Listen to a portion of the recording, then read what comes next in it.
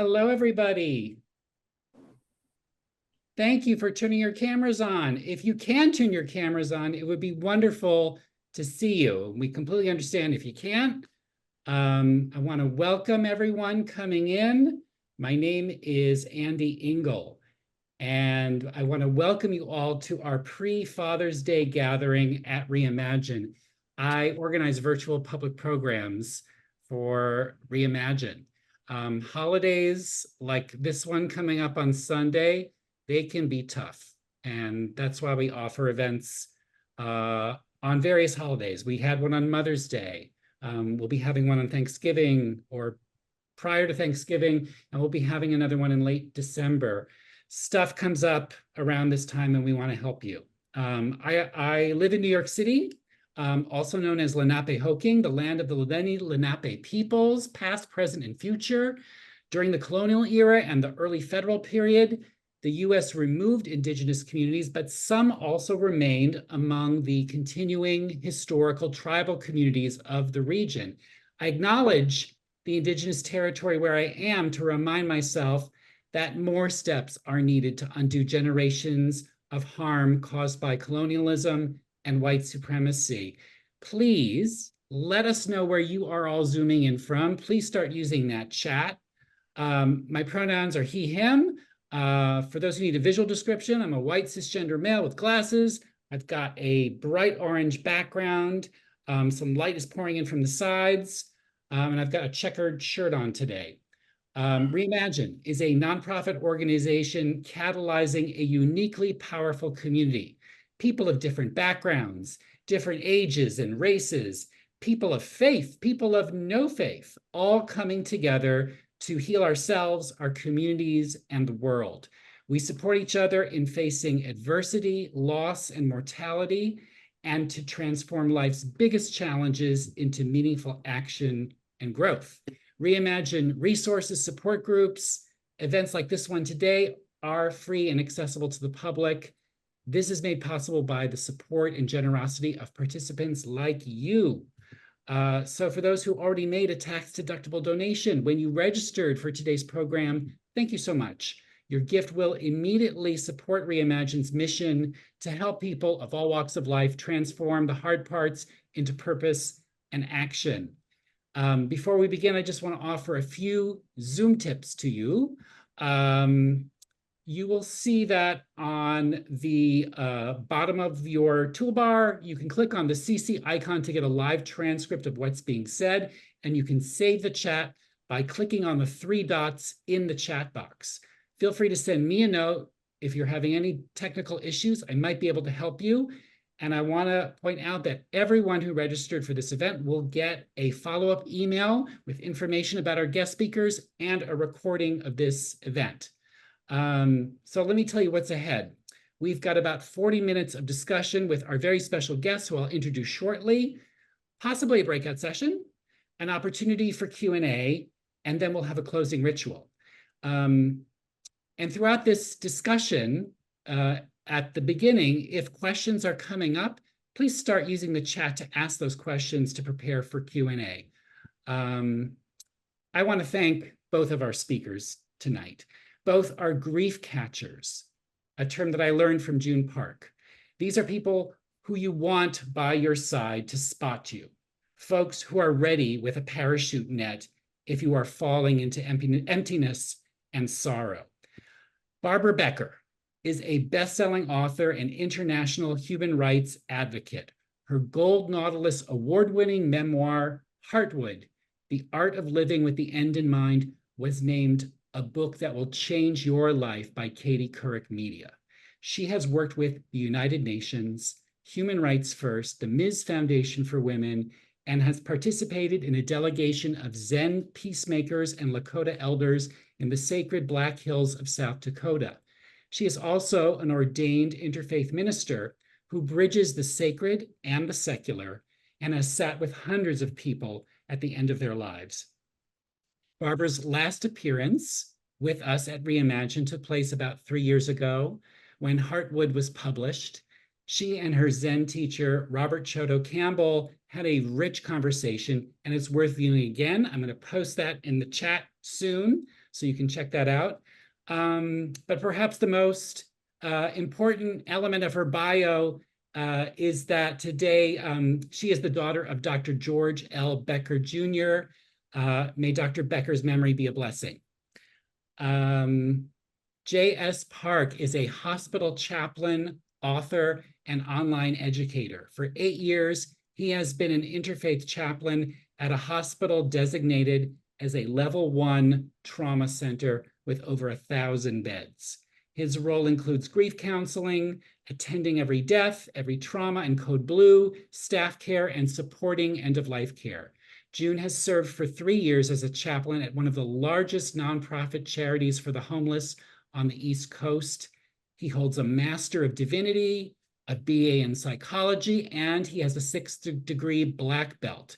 He is the author of As Long as You Need, Permission to Grieve. June currently lives in Tampa, Florida with his wife, who is a nurse practitioner, and his daughter, newborn son, and an adopted dog. He is a father and son. I am now going to hand it over to our wonderful hosts for tonight. Thank you so much, Andy. I don't really wear makeup in my life, but I decided that if I was ever going to do that, I was going to have to start wearing waterproof mascara because to hear my father's name be honored in that way is just so gorgeous and already brought some tears to my eyes. So thank you so much for that. I see in this group of people, I'm so delighted. There's a high school friend and a college friend who actually introduced me to June's amazing Instagram profile a while back. And that's how I came to know of his work. He is an extraordinary advocate for all of us who work in the field of grief and for grievers alike. His book is As Long as You Need.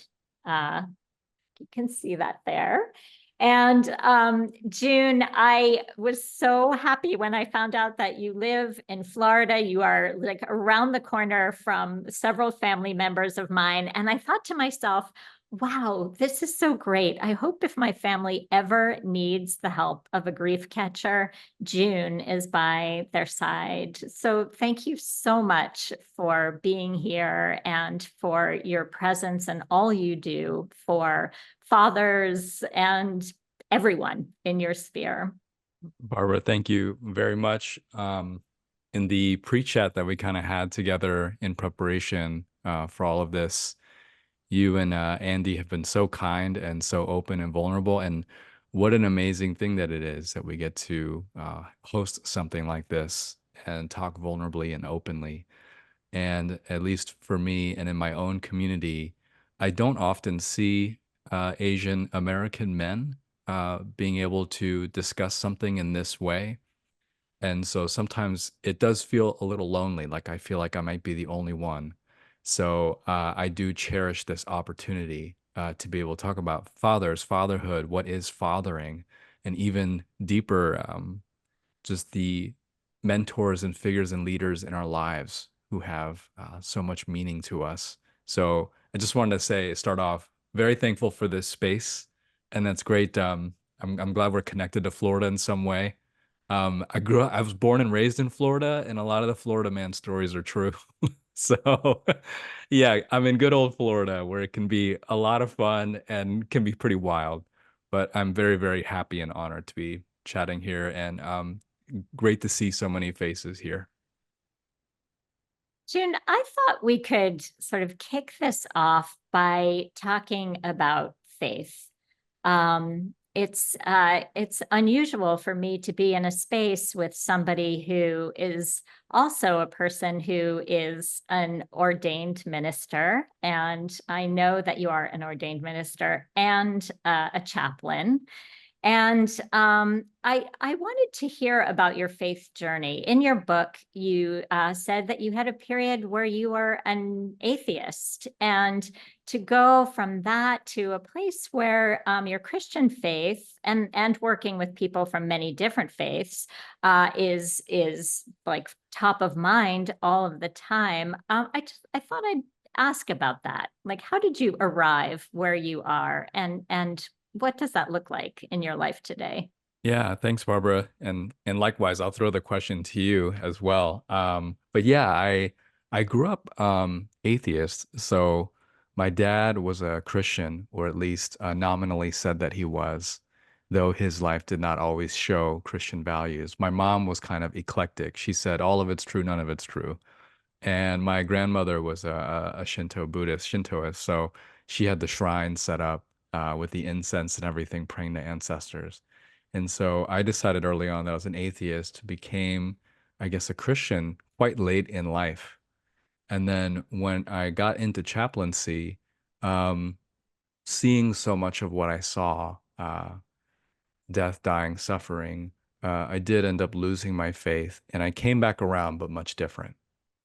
And so I think being faced with something like that, the things that we learn in our faith and our worldview, in the infrastructure mentally, spiritually, and emotionally that gets us through life, when we're challenge tested that way, when we see so much hurt and pain, a lot of the things that we think are holding us up become untenable.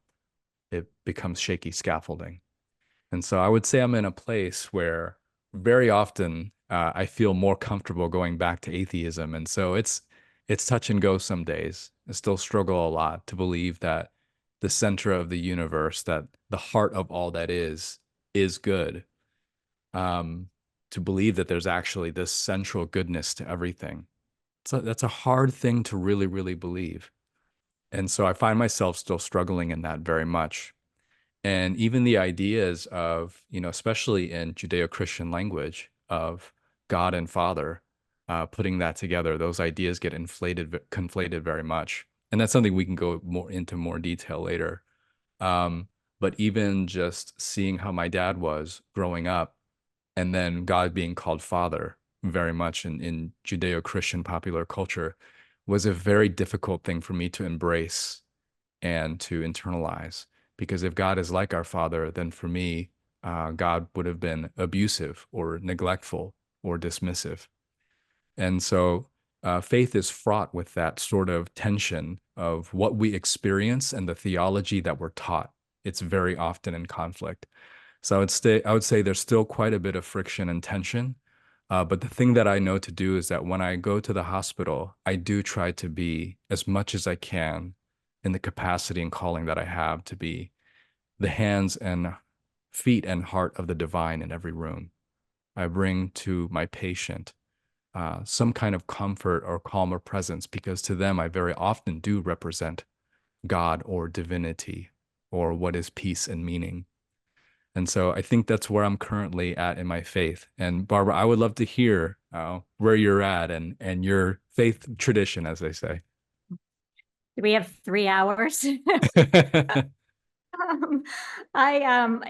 been an eclectic journey, I would say. I grew up in the Protestant churches of Northern New Jersey, where I lived, in Presbyterian, Methodist, the Reformed Church of America. I have a lot of Dutch ancestry, and that's what became of the Dutch Reformed Church in the United States.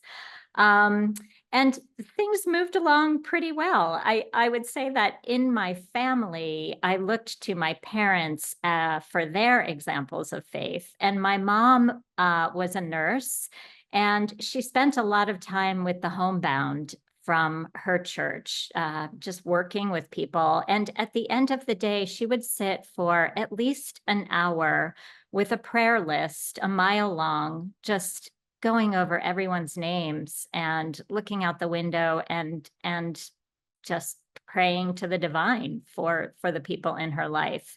My father was a little different. We called him the CEO churchgoer, which is Christmas and Easter only. And he would much rather spend a Sunday out in the Cathedral of the Trees with a copy of Henry David Thoreau's Walden in his back pocket. And he really taught me about the appreciation of nature. I fell in love with the American transcendentalists like Thoreau and Emerson and Elizabeth Peabody. And I actually think they were the origins of our very interesting mix of spirituality in this country. They, Thoreau would sit by Walden with a flute and, act like a Hindu god. He was a vegetarian.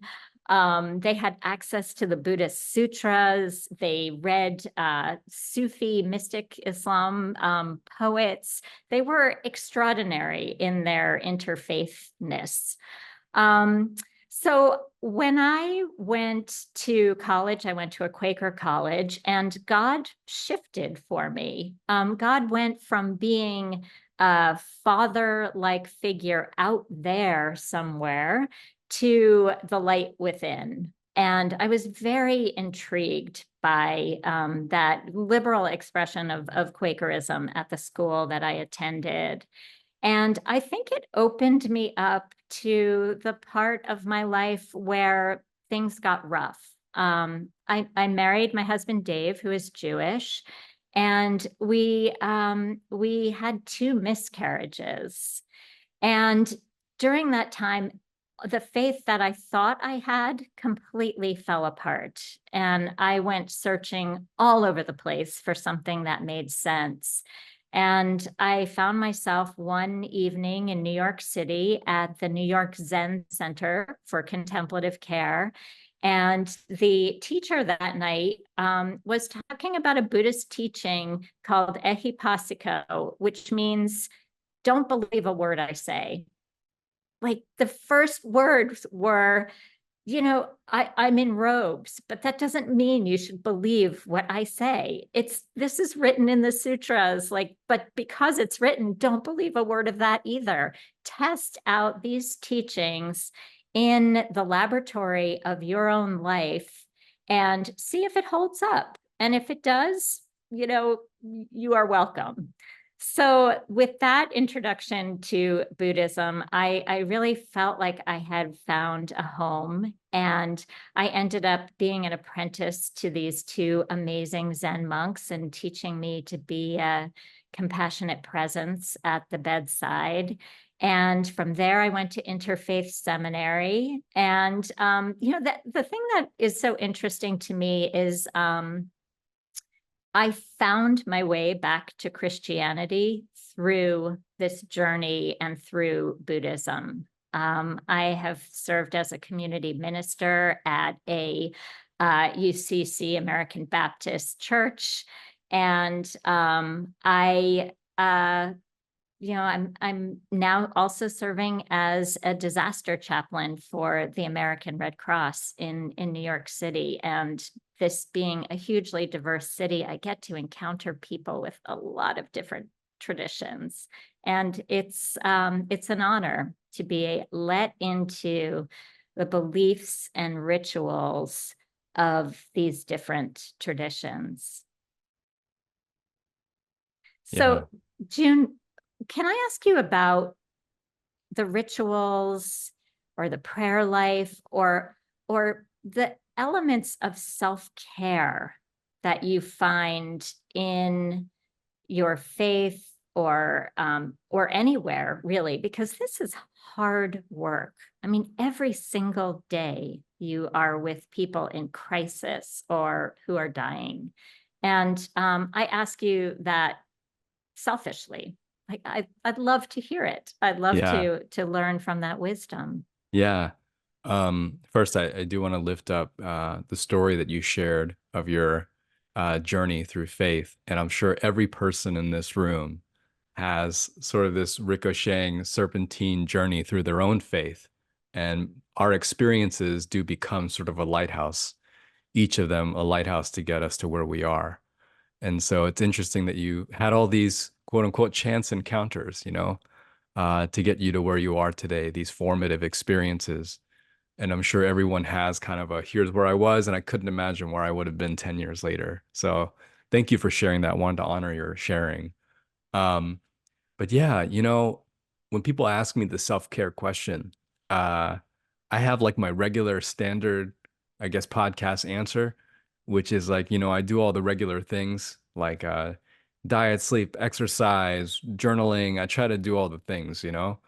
Uh, but there's a part of me that has started to think self-care feels like uh, a little bit like, here are the techniques that you can use to tolerate capitalism, you know, because a lot of times it's like my workplace, in any workplace, instead of increasing pay or giving me more vacation days, they'll be like, here's a coffee machine, in the office. And like, we didn't really ask for the coffee machine. I can make that at home. But here's the thing that's going to help you get through one day, but not thinking in the long-term sustainability. Because, we're all living in a marathon with random moments of sprint. And it's tough riding against the current. And so sometimes that's what self-care feels like to me, where it's just like, hey, here's a little bit of a thing so that you can go back into productivity and contribution. Um, and so I say that as kind of preface or context for, we can't self-care our way out of being squeezed by the world machine to continue contributing into a system that will do everything it can to squeeze us dry. So I got to at least remark on that part of it, that we are pushing upwards, climbing uphill against a current, a stream going downwards. So I try not to take it too hard on myself when I'm not getting the self-care right, because I realize my battery is always at 60, 70%, and that's probably how it's going to be. I don't think I've met a single influencer, author, healthcare provider that's like, I got this self-care on lockdown, it's on lock, I'm running at 100% battery capacity. I'm not sure I've met anybody pouring out of a full cup, you know. But one thing I can say is that when it does get hard, I allow myself these days to fall apart. I don't shame myself for moments of weeping. There are weeks sometimes where I'll involuntarily cry, whether on the way to work or on the way home. And when it happens, the indoctrinated instinct is to suppress the grief, or if I start crying, I won't be able to stop. So I allow myself, give myself permission for my body to embody the grief and the vicarious trauma that I'm feeling. Because when we experience pain, very often, socially and culturally, we're given a second pain that we don't need, which is to suppress the pain that we're feeling. This pain is already hard enough, but then we're told also to not think about it, but stuff it down. And this is what I don't want. Instead, I'm going to take pain on its own terms. And so part of self-care is just allowing myself to say, I'm not okay right now, and to process that with somebody. And then also, if I look at the pages of scripture, there's several parts where it says we love God with heart, soul, mind, and strength. And at least what that means to me is that we're holistic beings, we're multidimensional, heart, soul, mind, and strength. And so there are seasons that I go through where I may just want to listen to a podcast or read a book because I'm feeding my mind. And that's what self-care is for me in that season. In this season right now, I try to read a book and it's like I'm reading the same sentence 7 times and I still don't get it, because my brain is a little tired. But maybe it's music, or maybe it's nature, or maybe it's cooking, maybe it's creating or crocheting, or maybe it's, some kind of creative exercise that I haven't done, or pottery. There's so many different things that we can do tangibly with our bodies, with our minds, because we're made up of different parts. We're made up of, and it's the parts that kind of make the whole. And so, what part of us is it that needs right now to be filled? And so, I think sometimes there's a guilt trip we may place on ourselves where we think, oh, I used to love listening to music, or I used to love, reading books, and I don't do that anymore. I don't get a lot out of that anymore. Something must be wrong with me. Or it could be that your body, your mind, your heart is in a different season, and a part of you needs something different. And so it's good to tap into those things. It's just as the earth has seasons, so do we. And so right now for me, I get a lot out of playtime with my kids. I also get a lot out of just like right now watching stand-up comedy. So those kinds of things are feeding my soul right now. And so, yeah, I think I go through different rotations of what self-care means to me, and I'm okay with that. And I don't try to guilt myself with, well, this used to work, so there's something in me that's not working anymore. I try not to think in those terms, but rather what is working for me right now in the current and present moment.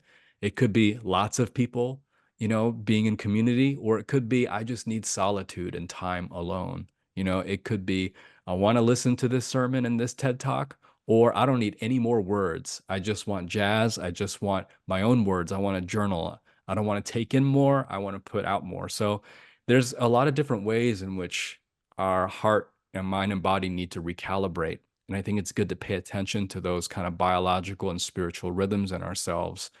And for me, it's like I'm trying to keep in pace with that. And it's not always easy, but it's like once you find the thing, it's like this is what I need. So for each of us who are watching, listening, it could be I went through a whole season where what felt good for me was putting on these $15 boxing gloves and just punching the bag for 15 minutes. And I did that every day for like 4 months.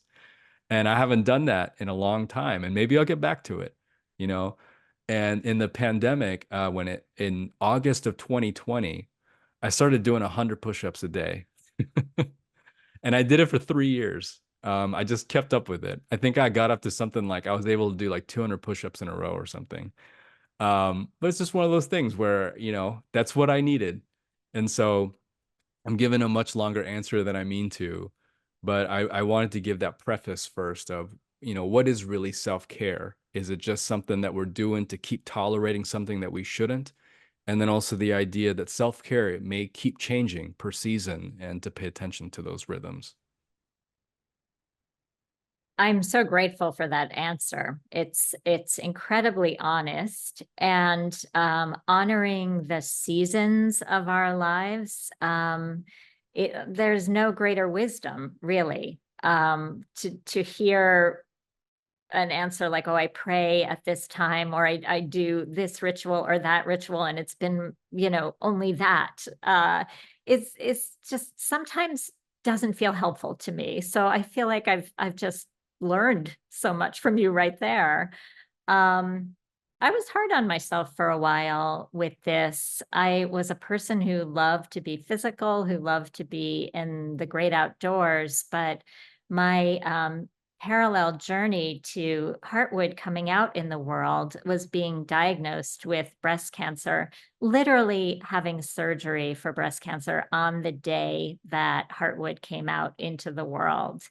And the medications that I have to take for 5 to 10 years are brutal. And all of the joy in being able to use my body in the way that I did before is often just out the window. So I've taken up little rituals that mean a lot to me, and some of them I've just made up. Like I love every day to take a little bowl that a friend who's a potter made for me, and I stand at the sink and I turn the water on and I just pour gratitude symbolically into the bowl. And at the end of the day, I release what's happened in the day and give thanks again by pouring that water out into a house plant. I live in New York City, so I guess I would go outside if I had an outside, but I figure the house plant is very well tended, but sometimes it's like that. And I love that we can be as creative as we want to be around self-care. And you are a new dad. So, I mean, speaking about fathers, like this, sleep deprivation is a real thing. And I know from my work in international human rights that sleep deprivation is actually a form of torture. So I honor what you are doing to care for yourself as you care for so many other people in your life. I know I'm just checking the time here.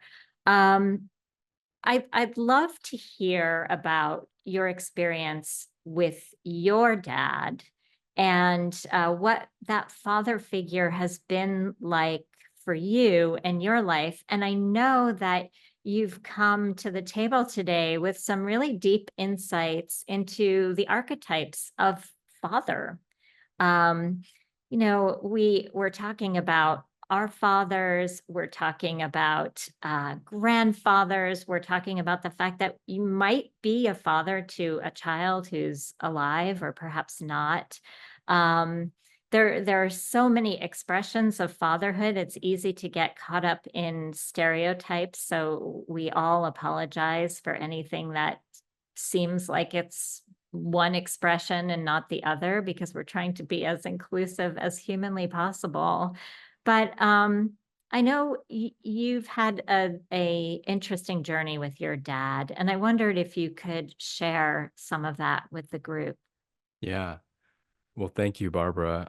Also for sharing the story about the bowl and pouring out gratitude. And I just love that you poured into a plant. And those little rituals have a lot of meaning, those tangible physical things. And yeah, and Andy, you asked a question earlier in the chat. If anybody else wants to use the chat to respond as well, and we'll be doing more and more of that throughout. Um, but yeah, my father is, and I will be talking about this later in the evening as well. He was a larger than life person. He's a Vietnam War veteran, a POW survivor. He was a second lieutenant in the Korean Army and served alongside the US. When he was in Korea, when he was very young, he essentially had the role of an animal doctor. He was essentially a veterinarian, I believe in the 60s. And when he came to America, which was in 70s, he was maybe one of 3 Asian Americans at the time in Queens, in New York. And he opened up a dojo. He had some investors who helped him out. And he taught martial arts, and he's 82 now and still teaching. And he is a ninth degree black belt. So as you can imagine, my dad being, Dr. Grandmaster, second lieutenant, he, when I grew up, I just looked up to him so much as just this holy figure. And my dad, I may have made him sound like some imposing figure, and he was, and at the same time, he was so funny, so charismatic, so intelligent. I think he took an IQ test and it was like 150 or 160. He can tell you anything about history. He's so up to date on current events. Just one of the smartest, most brilliant people that I know. So articulate when it comes to putting big ideas together philosophically and spiritually. And just a brilliant, funny person. So witty, really, really charming.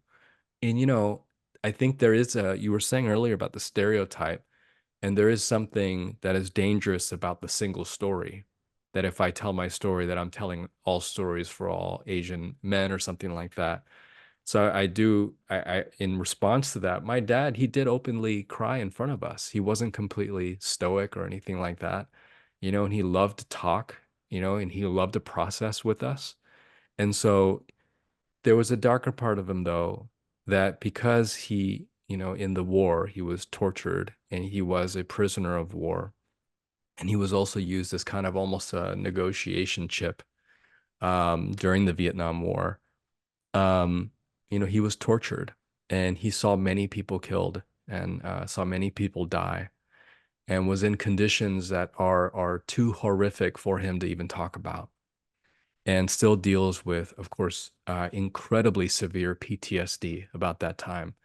We're in Florida, and my dad, when he would sometimes visit Miami, when he would drive through the Everglades, it would remind him of Vietnam when he would have to walk through the marshes.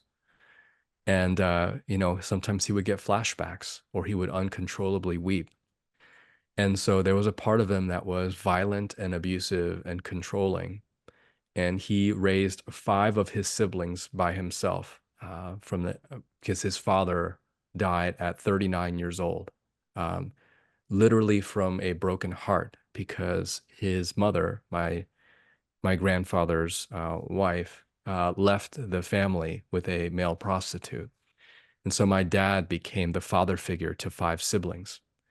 And my dad already had the trauma of the Korean War. He remembers being 10 years old and his mother covering with her body my dad and siblings as bombs dropped overhead. Um, so you can imagine all of this PTSD, the war, colonization, being haunted by images of violence, experiencing violence himself. He didn't quite know how to be a healed person, um, even had the capacity to be healed robbed from him. And so his ideas of fathering, of masculinity, were distorted. And he unfortunately passed down some of that generationally to my brother and myself. And when I think of my father, it's someone that I still to this day, because the way he raised us, say yes, sir, and no, sir to him. Um, and I still very much am in deference to him because first, he's my elder, and second, he's my father. And so there is something where I look into his eyes and I do vie for his approval, and I very much sit in his shadow. And I still am so in awe of everything he's had to overcome and all that he's achieved. And there's also a part of me that dealt so much with unforgiveness and anger, and dealt so much with wishing that he could be a different kind of father and more of a dad. And so I'm sure that this is not, I'm not saying anything new. This is a common struggle that many of us have with our fathers. And so my hope has always been, well, my fear first, I was afraid to have children, and I didn't want to for a while because I was worried about what I may funnel through from my dad. But my hope is that I can break the cycle of violence and of trauma, that our story of colonization and war, and even from 1910 to 45, us being colonized by the empire, and my dad's struggle through surviving through violence he never asked for, raising 5 kids, all of it. I can break that cycle and start something new. And when I look into my children's eyes, I'm it's I'm doing it for them, you know? And I have hope. I believe I can do it. And looking back at my father, I truly, truly, and I know this is said too much, but I truly do believe that he did the best he could with what he had, because what he had wasn't much. And the little that he had, um, he tells me often he wasn't supposed to make it here, you know? Out of his entire camp, he was the only one who survived.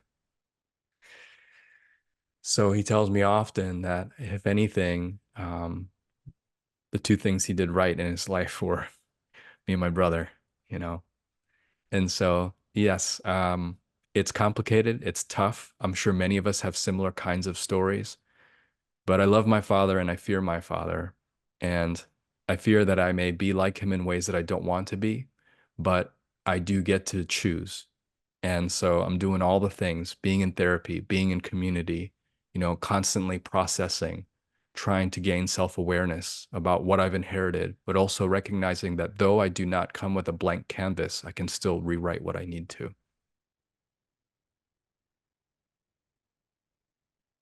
We really do contain multitudes, and the way in which you've just painted your father is exactly what brings me to such awe with your writing.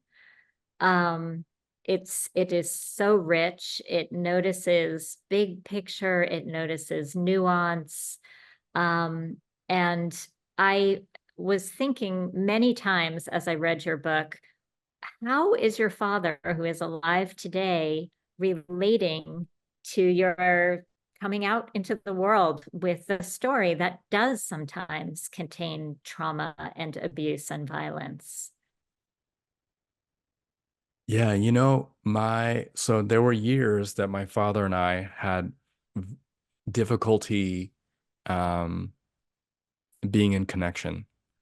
And so there were times, for example, where I had to call 911 on him and things like that. And so our story is rife with tension, with anger, with rage. And it was really my wife who helped me to reconcile with my dad. And I've been married now almost 10 years, and I've been reconciled with my dad for that many years. I credit my wife for that. Um, but he has largely these days, I'd say he's kind of mellowed out, you know, and he's remarried, and his wife is, I think they've been married now about 12, 13 years. I mean, she's amazing.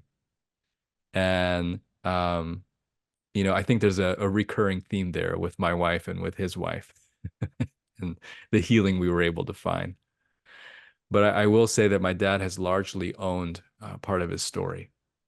And so I'm so grateful that he has taken, I think, responsibility for the things that he knows that he can choose, and also understanding that he has the imprint of trauma that we internalize and are given things that we never asked for. And so it's never going to be a perfect thing, or it's not going to fit the expectation that I would want.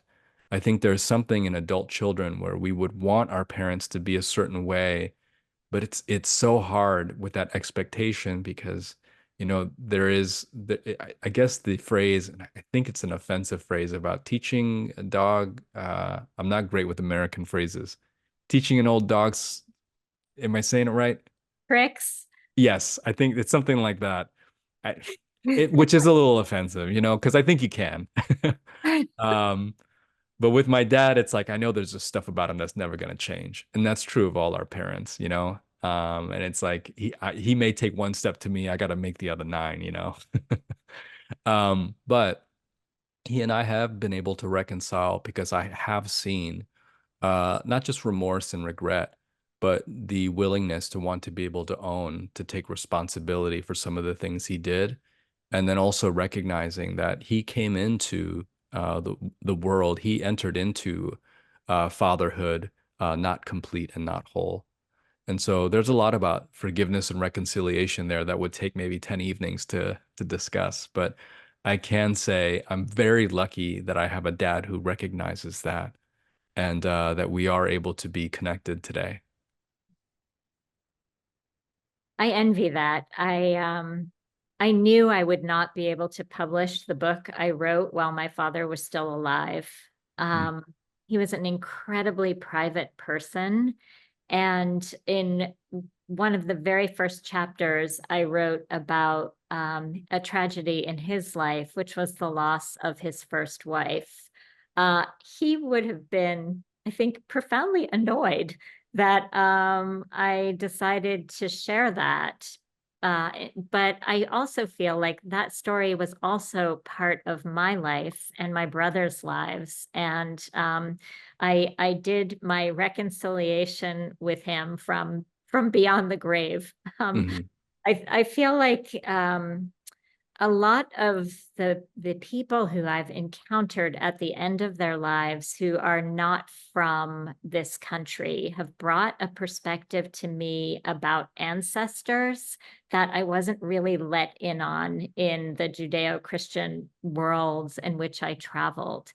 And I named my book Heartwood because Heartwood is actually the inner core of the tree that's dead. Like it's inert, but it's the part of the tree that's the strongest, and it's Mm. needed for the stability for the growth rings to continue to grow around it. So Wow. in my Heartwood are both of my parents and my grandparents and the two daughters we lost to miscarriage.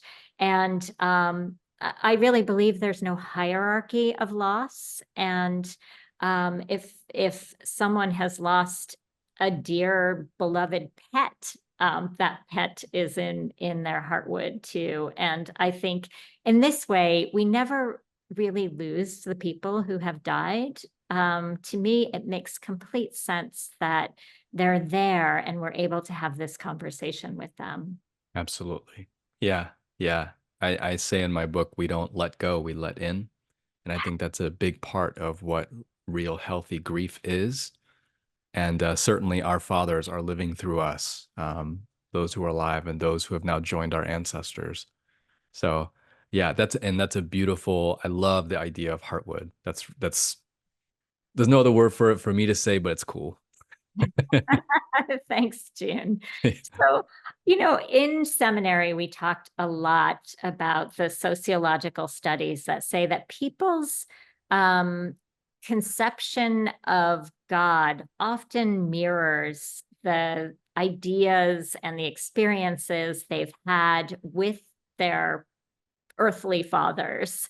And I know that you've delved into this somewhat, and I wonder if you'd be able to kind of tell us what some of those father-like archetypes are, so that as we as a community are reflecting on our dads and our faith, or maybe not our faith, or just beliefs that we hold, we can like listen to your understandings and perhaps tease out something new for ourselves.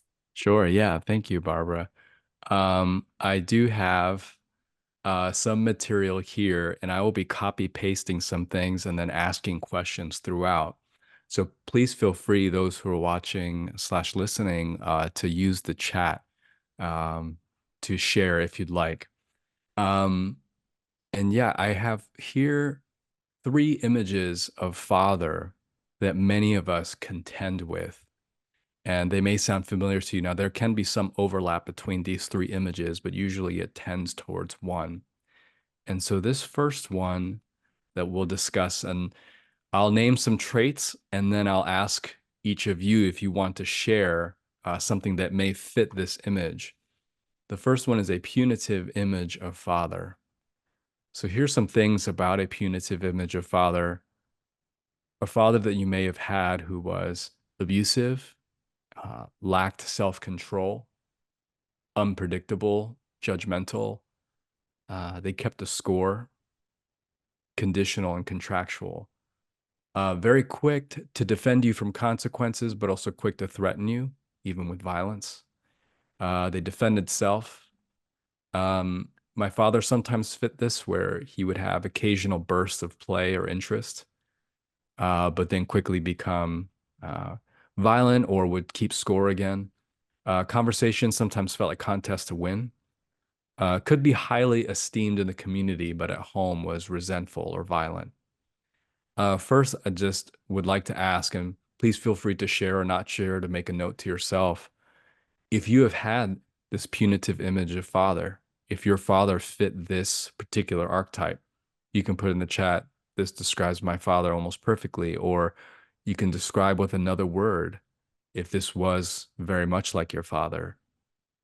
A father that instilled fear, uncertainty, and often navigated the world with rage and control.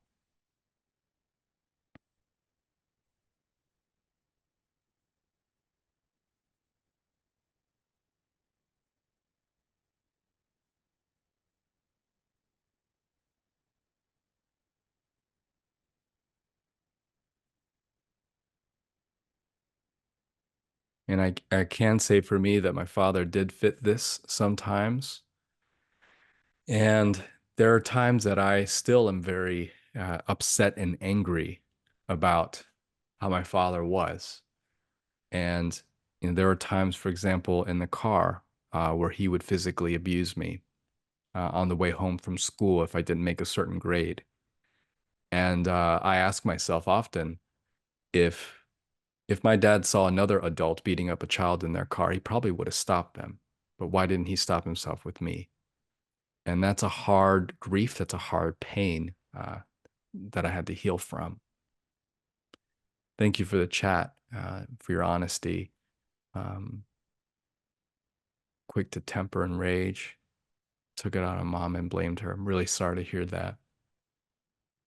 Yeah, and this won't be everybody's father, certainly, but can describe yours or sometimes did. Here's the second archetype that we may contend with. And someone else in the chat wrote, my dad fit this role sometimes. Definitely kept a score about all the things he did, basic things you do for a kid. Right, there is sometimes an expectation of wanting to be rewarded for the bare minimum, right? That can be a type of scorekeeping. Here's a second archetype, an inconsistent or anxious image of father.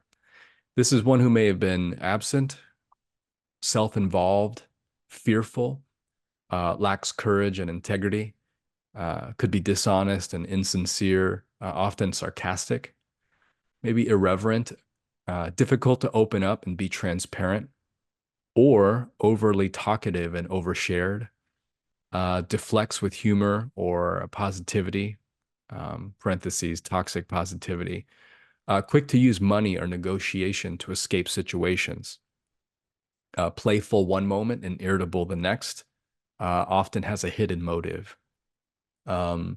Even go as far as to say a father who was quick to sell out, change values, be a chameleon, to run away and to flee. There's a scene in one of my favorite movies, The Great Debaters. It's with Denzel Washington, Forrest Whitaker, and some other great people in the movie. But in the movie, Forrest Whitaker's character has a son, and Forrest Whitaker is constantly people-pleasing and sort of bending his values, and he's doing it to survive. And I think the son understands that, but the son in the movie is still disappointed in his dad, that his dad is quick to sell out. But there is this beautiful scene in the movie, and if you just catch the one scene on YouTube, I'd recommend it, where the son finally sees his dad, played by Forrest Whitaker, standing up to the powers that be. And it's this powerful scene, this look that they give each other, where the son looks at his father finally embodying what it means to be a dad. And I love that scene. But is anyone in this chat, in this room, you can write in the chat, had this inconsistent or anxious type of father, one who might have been flighty or fluctuated, was easily changed? And if so, you can describe in your own way how that may have happened.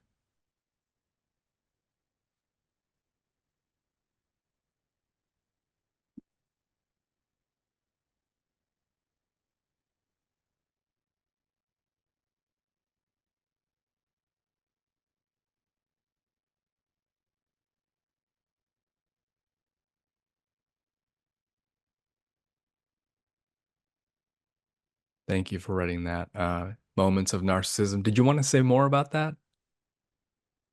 If you're comfortable. I don't know. My dad would often he was always the center of attention, and we love that about him. And sometimes it was just a bit too much. He just crossed the line. It could be embarrassing. It could be mortifying. Yeah. Yeah, thanks, Andy. I think there are some fathers, and this was certainly mine sometimes, where he had a humor that punched down and sometimes picked on people in the room and sometimes made somebody the butt of his joke often. And sometimes that would be my mom would be the butt of the joke. And so, Andy, I'm not sure if that overlaps with what you're saying, but yeah, certainly there's elements of narcissism there. So this third type of father is an elevated image of father. And this could be described as sort of the description I made earlier about my own dad, larger than life, life of the party, could be highly intellectual, celebrated in the community, very energetic and involved, charismatic, but sometimes aloof or troubled. Tries very hard, but it feels like you may be sitting in their shadow. They subconsciously pressure their children to achieve. Not always present, doors closed, misses events, often choosing between achievements over family. Mentors others in the community, but not always their own children. Sometimes too precise and perfectionistic. And for those of us who had this kind of father, we may have ended up with a strain of wanting to live up to them, to please them, to aspire to be like them. We may have been very, very proud of them, certainly proud of my dad, but we may feel maybe inadequate in their shadow. And it wasn't maybe even their fault, but sometimes felt like I wanted to just try to be like them, and it was so difficult. Anyone in the room had this sort of father? And Barbara, I see you raising your hand. I definitely did. My dad was a neurosurgeon, and he really would have loved to have 3 children who went into the field of medicine. One of my brothers did, and I always felt I respected him and I wanted to make him proud, but that just couldn't be my path. So there was a lot of frustration under that. Yeah. Yeah, I think this is very stereotypical, but my dad, I think, wanted me to be a doctor, and I tried. I really, really did try. And I said, and in the end, I was like, well, Dad, I married a nurse practitioner. Is that close? Close? And we both work in hospitals, so we Yeah, thought, yeah, I'm close okay. enough, right? Yeah. Very, yeah. If I didn't make it through the door, then certainly I'm in the hallway at least. Um, yeah, so I think these 3 images of father can be encapsulated by this quote in Ta-Nehisi Coates' book, Between the World and Me. If you've ever read it, Ta-Nehisi Coates, brilliant, beautiful writer, he writes 3 chapters, 3 very long letters to his son about race and about violence and about what it means to be a man. And it's a beautiful book on race. It talks about racism, classism, how social trauma can affect our parenting and our legacy. And I think he captures these 3 types of fathers or men in this passage. It's on pages 15 and 16. And I'll copy and paste in the chat. But he writes, and I knew that my father's father was dead, and that my uncle Oscar was dead, and that my uncle David was dead, and that each of these instances was unnatural. And I saw it in my own father, who loves you, who counsels you, who slipped me money to care for you. My father was so very afraid. I felt it in the sting of his black leather belt, which he applied with more anxiety than anger. My father who beat me as if someone might steal me away, because that is exactly what was happening all around us. Everyone had lost a child somehow, to the streets, to jail, to drugs, to guns. It was said that these lost girls were sweet as honey, would not hurt a fly. It was said that these lost boys had just received a GED and had begun to turn their lives around. And now they were gone, and their legacy was a great fear. And so you can feel it's very this visceral fear and anxiety that Ta-Nehisi Coates has for his son. And he's describing his father and his father's father and the men in his life. The fear of not being able to leave a good legacy, the fear of social violence, of wanting to protect his son from the world. Now, when it comes to fathering, fatherhood, our images of father, I'm going to quote, there's a book written in 1950 by Dr. Karen Horney. She had a big contention with Sigmund Freud.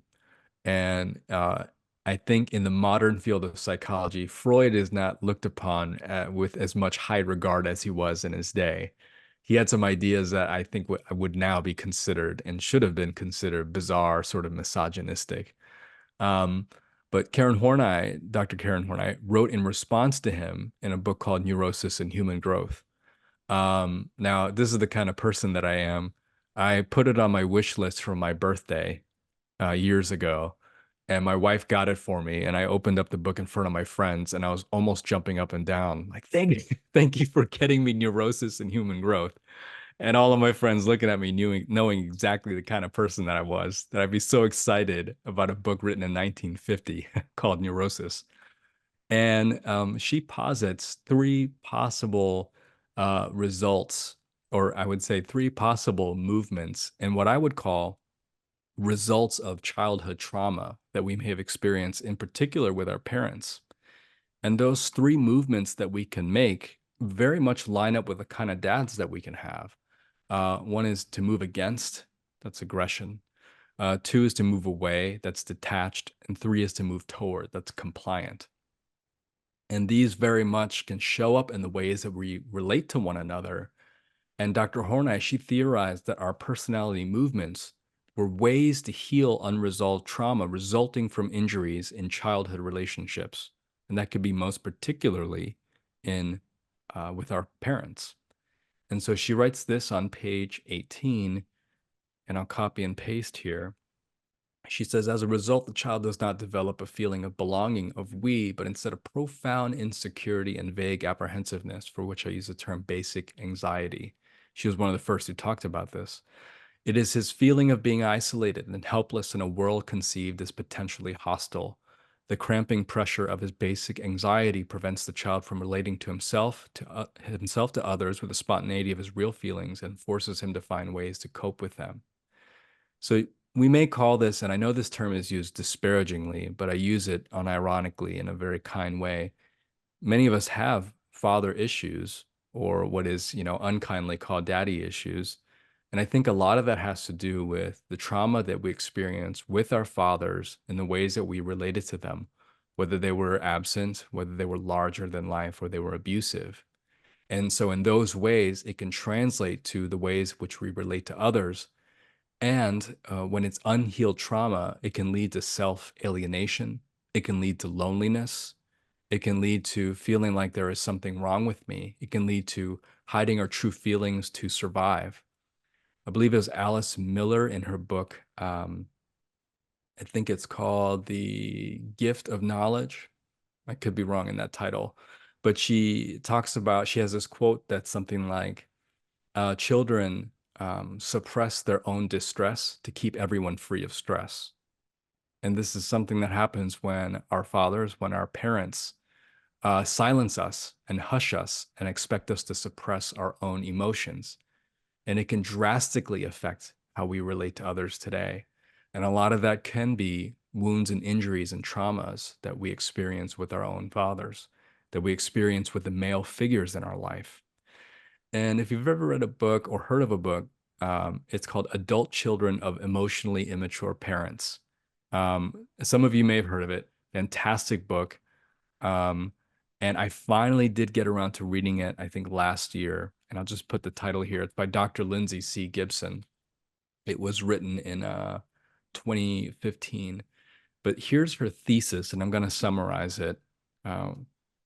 Put this in the chat. Dr. Gibson's thesis is that parents who feared emotional closeness, it then leads to a vicious cycle: emotional neglect, which leads to emotional loneliness, inability to have emotional closeness with others, then emotionally neglecting others, and then further loneliness. So this is within kind of the opening pages of her book. That is sort of her thesis, that when we have emotionally immature parents, it can lead to a difficulty in us relating with others emotionally, and therefore loneliness. Now, loneliness is a really hard thing, because if you go to the doctor, if you go to a therapist and you say, I'm suffering from depression or anxiety, they may know the treatment code for that. They may know the intervention, the medicine. They may be able to refer you to outpatient. If you say, I'm suffering from loneliness, in the DSM-5, which is now in the second iteration, that's basically the diagnostic handbook for psychological disorders. There's no official technical clinical diagnosis for loneliness. You won't find it. And so many of us who have issues with our father and male figures in our life suffer from this because we were unable to find that emotional intimacy with our fathers. So I do want to pause here and just lift up and honor that wound or that trauma or that injury. If this is something you haven't heard before, this may be something that was left unexplored. If this is something that you do know, I just want to honor that wounding, that injury, that trauma that occurred, to lift that up and to extend my heart to you, that it does hurt and it's an ongoing work to recover from. There's something so singularly injuring about the ways that our fathers may have abused or neglected us, or have had cast such a large shadow that it felt impossible to be alongside them.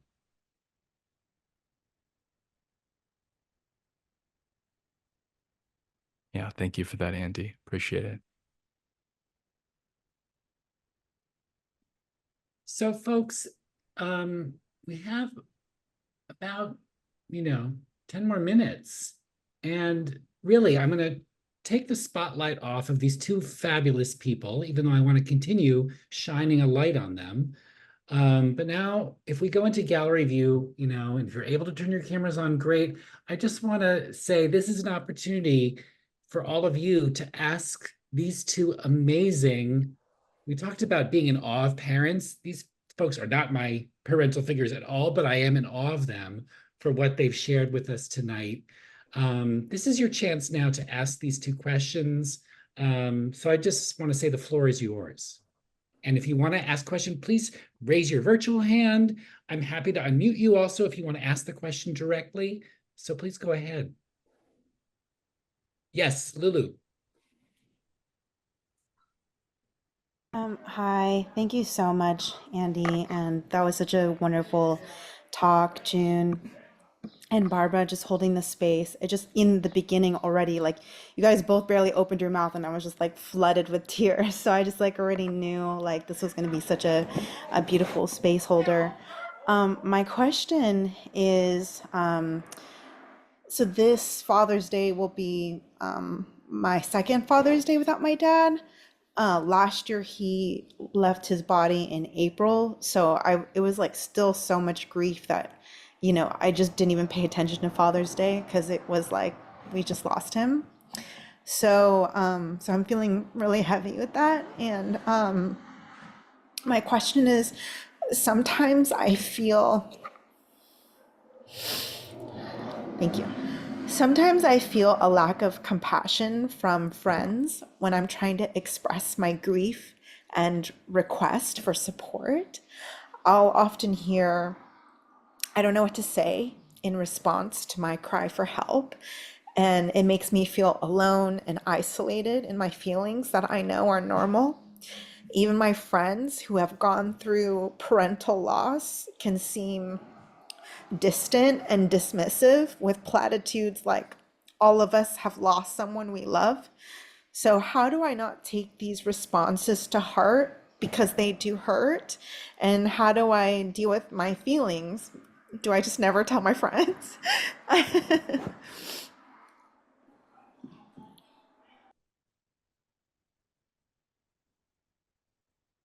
Lulu, first, I just want to say thank you for sharing so openly and honestly with us. And your father, he just, was it last April, you said? Yeah. And whether it was last April or 20 years ago, can feel like the first day. Even 20 years from now may feel like the first day. And I know, and I can say with confidence that um, his life is being honored through you. And I can see the love in your eyes for him. So thank you for sharing about him.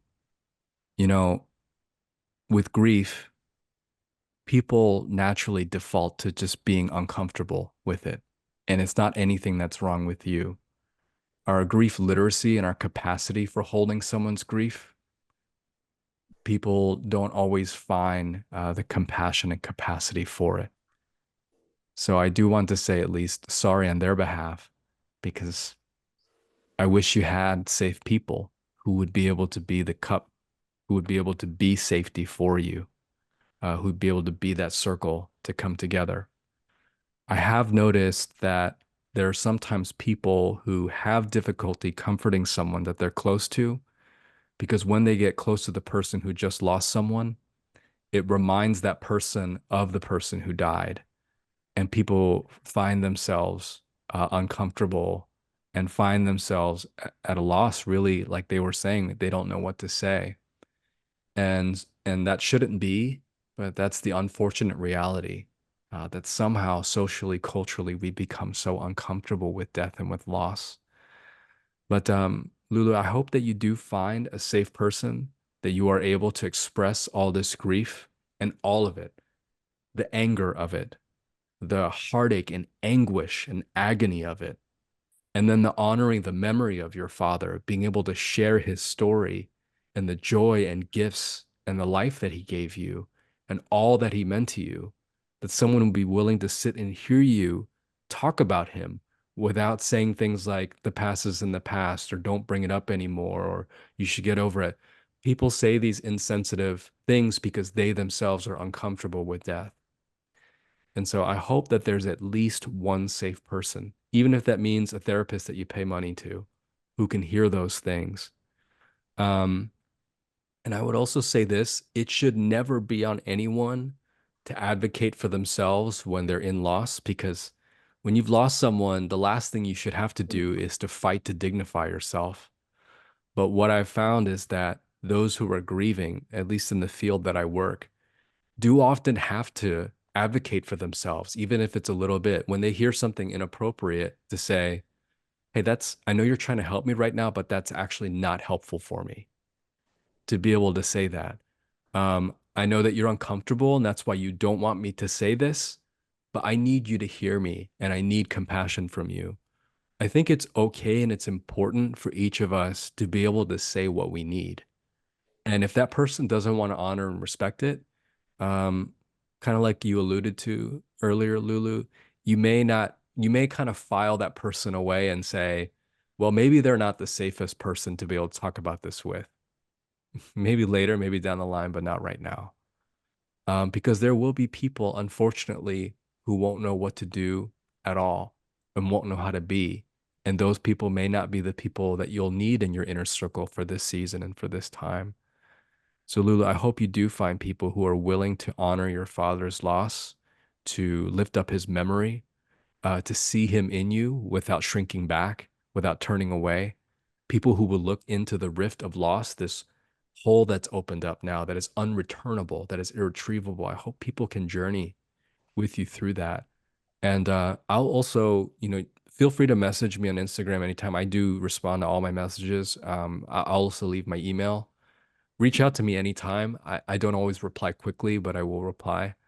Um, yeah, grief is such a hard thing. That could be a whole other seminar, but I can say people don't always have grief literacy, and it's not always intentional. It's just we've been trained to be uncomfortable with it. And so, Lulu, I hope you do find safety and a safe person.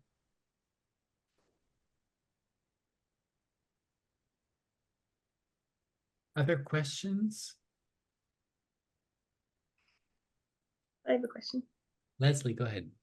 Hi, this isn't actually a question. I just wanted to thank both of you so much.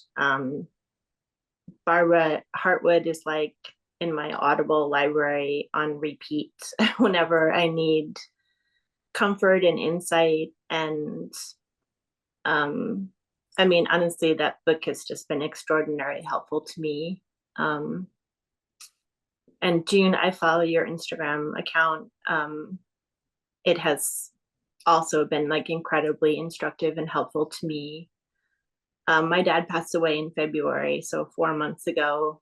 I was his caretaker and kind of like accompanying him on that path was probably, I mean, I've given birth 3 times, but like watching him and participating in his dying process and being with him in his last moments is like the most profound thing that has ever happened to me. I mean, it has changed me completely. And I just completed my training where I live in the hospital system to be a hospice volunteer. And I mean, I'm a trained academic, but my life is really going in a completely different direction in terms of like wanting to get closer and closer and closer to people in these moments of like loss and grief and fear and loneliness. And reading your works, like I feel less lonely and less confused and less unsure and kind of led forward in this. And I'm just really grateful to both of you for what you've like put out in the world. Thank you so much for saying that, Leslie. And your loss is so recent, and I just want to honor your dad in our group together. And I also want to say that I have come to believe that tears and the feelings of uncomfortableness, maybe queasiness, they're like a portal to something else. And I'm only learning now in these stages of grief that if I go towards them, something else opens up. It's hard to describe, but I feel like, you know, Lulu, your willingness to cry in front of us is a beautiful thing. And I hope that everyone in this group has the opportunity to be in community with other grievers. One of the best grief sessions I ever went to, it was a 10-week class, and it's self-selecting. So the people there are wanting to go there. So I loved that about that format. But in one of the sessions, it was open dissing time on the person who died. And we really had the chance to tell the harder parts of the story in a safe space, because we're often so afraid to say anything about people who are dead, like as if they'll come haunt us or something, or it's just like a really bad thing to do. So I welcome all of these sort of untraditional or against the grain of what we've been taught in our death shy world. And I honor all of it and all of you so much for coming and being open to this conversation. Well, it's time to wrap up, and I know, June, you wanted to close us out with a ritual. Yes, thank you, Andy. I'll share a really quick story and then I'll do a ritual for us together. As some of us have shared in this room, our fathers, maybe our parents have joined our ancestors. And whether it's a year ago, 2 years ago, 20 years ago, it could still feel as fresh as day one. And there may have been hard things in the story, but certainly there was love, shared joy, shared memory, a life built together. In Korean culture, we celebrate something called Chesa, which means death day. Just as we celebrate birthdays, we celebrate death days.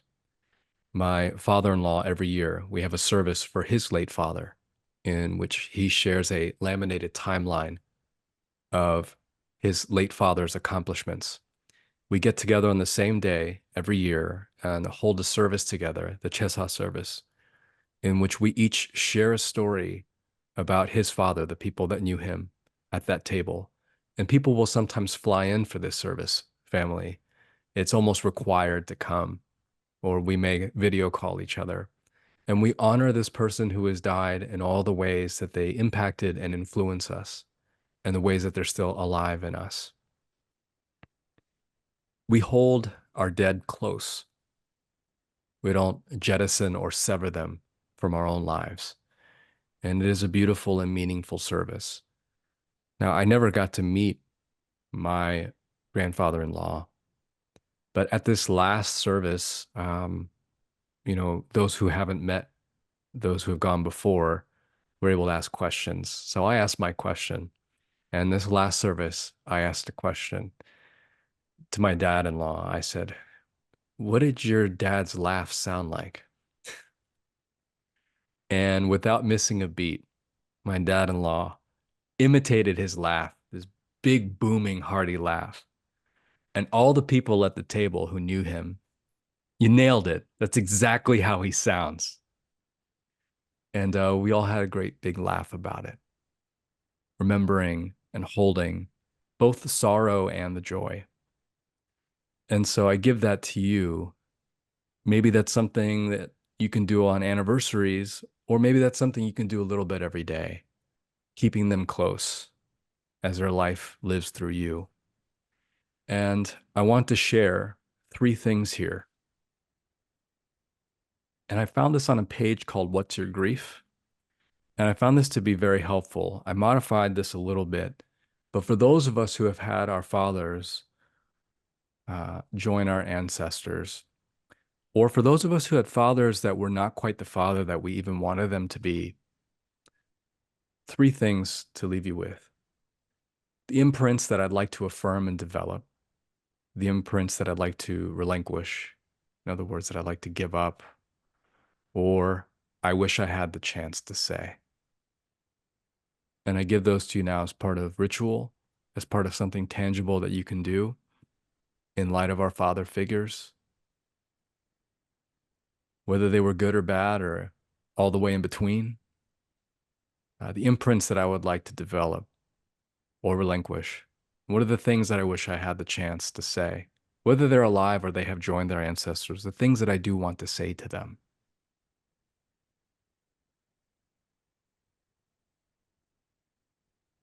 And thank you for naming their names. I want to read this this chat message here. Hosting annual death-anniversary dinners for our late mother has helped our family tremendously. Thank you for sharing that.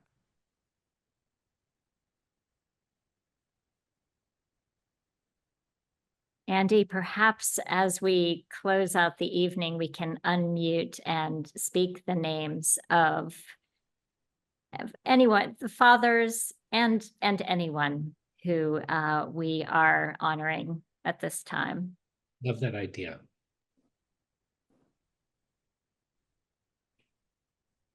Kick us off, Barbara.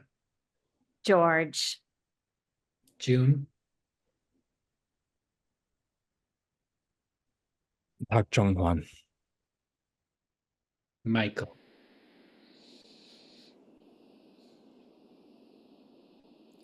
Andy Nguyen. Peter, Steve, Donald, Donald, Robert, Stephen, David Compton,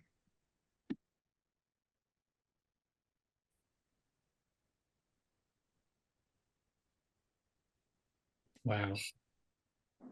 That was so beautiful. Barbara and June, thank you so much for creating this space for us. We hope to see all of you soon. I posted in the chat our Room for Grief drop-in session for those who wish to attend. Check out letsreimagine.org for other events. Next week, we have our Pride Circle for the LGBTQ plus community. Hope to see you all soon. Take care. Bye-bye. Thank you, everyone.